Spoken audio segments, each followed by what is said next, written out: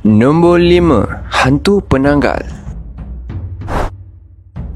Menurut cerita daripada nenek moyang kita dahulu, penanggal merupakan ilmu pemeliharaan makhluk halus atau lebih dikenali sebagai saka. Kebiasaannya, hantu penanggal ini diamalkan oleh golongan wanita yang dipercayai makhluk ini akan diberi makan darah perempuan yang baru bersalin. Makhluk halus ini juga membolehkan tuannya untuk menjelma kepada sejenis makhluk berkepala dengan urat perut atau organ dalaman yang dikatakan mampu terbang untuk mencari mangsanya.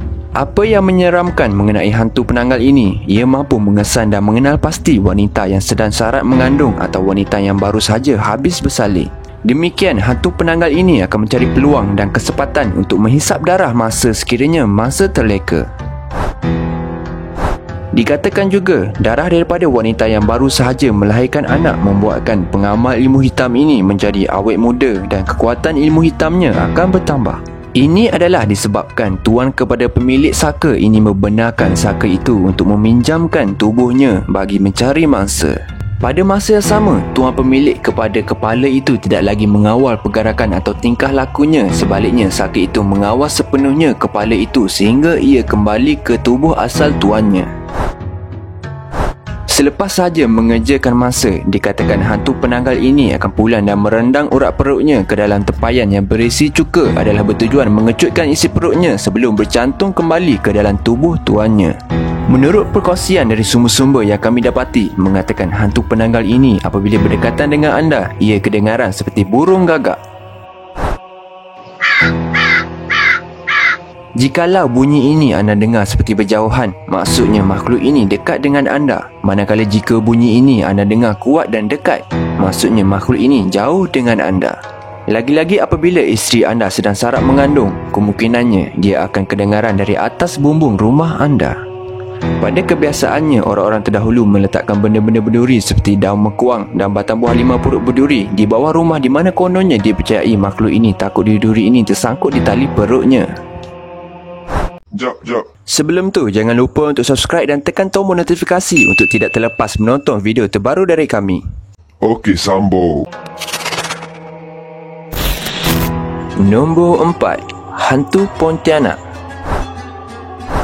Menurut cerita dari nenek moyang kita dahulu mengatakan asal-usul hantu Pontianak adalah disebabkan wanita meninggal semasa sedang syarat mengandung atau selepas melahirkan anak, lalu roh wanita tersebut menjelma menjadi hantu Pontianak. Hantu Pontianak ini pada awalnya dikatakan menjelma dengan berpakaian putih, berwajah cantik dan berambut panjang bagi menarik perhatian lelaki-lelaki yang berada di sekitarnya disebabkan dendam-dendam yang tertentu. Tetapi ada pula yang mengatakan masa yang dipilih oleh Pontianak ini biasanya adalah golongan wanita yang baru saja melahirkan anak dan mungkin disebabkan cemburu terhadap wanita tersebut yang selamat melahirkan anaknya. Pada kebiasaannya, hantu Pontianak ini dikatakan suka menakutkan mangsanya dengan hilaian tawa dan bunyi tangisan apabila mendapati mangsa berada bersorangan di tempat-tempat yang sunyi. Penampakan hantu Pontianak ini biasanya muncul di pokok-pokok besar atau tempat-tempat perumahan yang tidak berpenghuni di mana tempat tersebut diduduki oleh mereka setelah lama ditinggalkan. Orang-orang dahulu ada juga mengatakan meletakkan benda tajam di sekeliling ibu yang baru lepas bersalin supaya mereka tak diganggu Pontianak dan tidak mengambil bayi yang baru dilahirkan tersebut. Pernahkah anda mendengar lagu bertajuk Cindai dari Datuk Siti Nurhaliza? Menurut sumber-sumber yang kami dapati, ada pula yang mengatakan lagu-lagu seperti ini dapat menyeru atau memanggil makhluk tersebut untuk datang menjelma apabila anda mendengarnya bersorangan. Sejauh mana kebenaran tentang perkara ini, saya sendiri tidak pasti, tetapi apa yang disampaikan oleh saya hanyalah sekadar perkongsian maklumat dan hiburan semata-mata.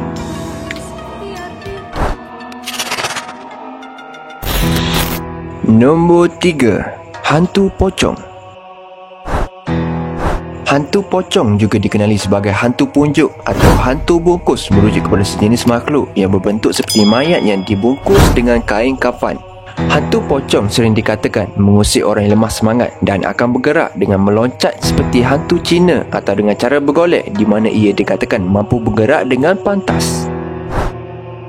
Hantu pocong ini tidak dipelihara dan penampakannya seringkali muncul di tempat-tempat yang sunyi pada waktu malam, malahan bukan di negara Malaysia sahaja tetapi juga di negara jiran iaitu Indonesia.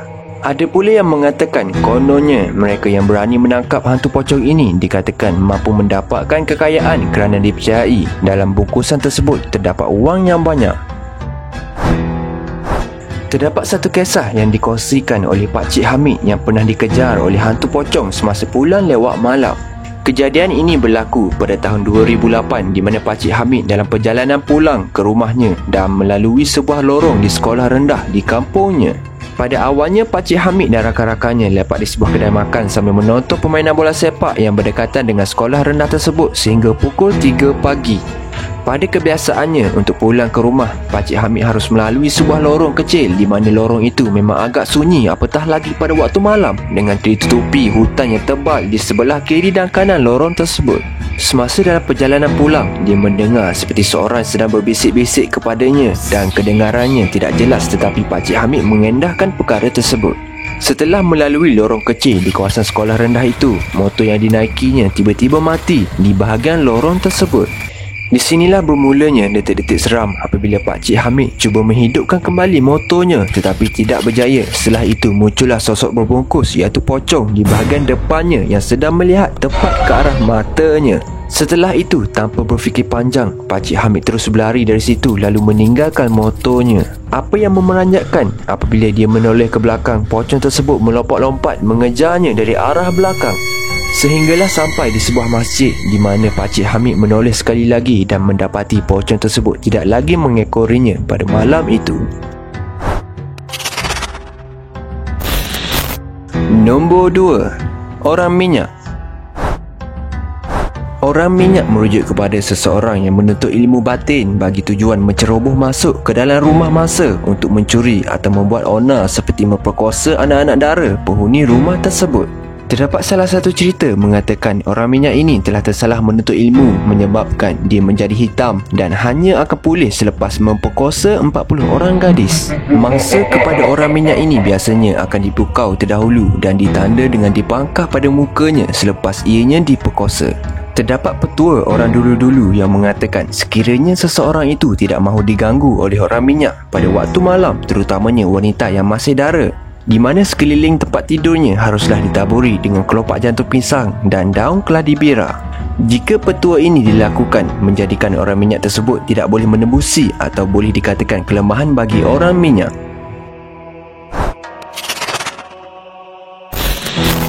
Nombor 1. Hantu kopek. Hantu kopek atau hantu tetek merujuk kepada sejenis makhluk halus dalam kepercayaan Melayu, kemungkinannya dari golongan jin atau syaitan yang suka mengganggu manusia. Kononnya, hantu ini dikatakan menyerupai seorang wanita tua yang suka menyorokkan kanak-kanak yang suka bermain di luar rumah semasa waktu maghrib dengan cara menyembunyikan masa di bawah buah dadanya. Mereka yang disorok oleh hantu ini biasanya dipercayai mampu melihat mereka yang mencarinya tetapi tidak mampu berkomunikasi dengan mereka. Menurut masyarakat Jawa pula, mereka percaya bahawa hantu ini sering menyamar menjadi wanita cantik dengan buah dada besar untuk menarik perhatian kanak-kanak lelaki.